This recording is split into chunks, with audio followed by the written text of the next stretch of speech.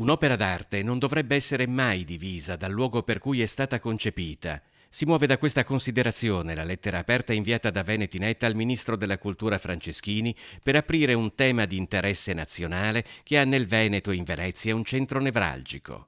Se lei pensa a Napoleone ha trafugato 30.000 dipinti solo da Venezia, non parliamo del Veneto o di altre regioni, solo da Venezia. Una tra tutte, per esempio i veronesi, so che hanno sul Gozzo la pala di San Zeno, anche quella è stata portata via senza alcuna ragione e troneggia anche quella al Louvre, ma l'elenco sarebbe infinito. Varrebbe per tutti se non è una cosa contro la Francia. Per esempio la Pinacoteca Brera tiene dei quadri sempre di origine di trafugazione napoleonica, di Carpaccio, di Bellini, che fanno parte di elementi architettonici esistenti, la chiesa di San Rocco a Venezia, la scuola grande di San Marco, l'attuale ospedale civile. Anche quelli dovrebbero rientrare dal nostro punto di vista. A differenza di molte nazioni europee, l'Italia non ha linee guida e organismi incaricati di investigare sistematicamente sulla provenienza delle opere d'arte esposte all'estero.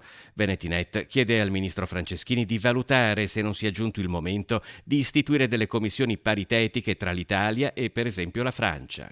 È un'opera di sensibilizzazione culturale, a noi piacerebbe che il Ministero, con tutte le sue dovute cautele, precauzioni e diplomazie, facesse presente quantomeno questo, non rivendicazioni di carattere storico, si cambi prospettiva. La domanda è: il turista francese colto preferisce vedere le nozze di Cana del Veronese in una spoglia a parete del Louvre o nel fondo del refettorio dei benedettini dell'isola di San Giorgio dove è nato? Io sono sicuro che preferirebbe la seconda.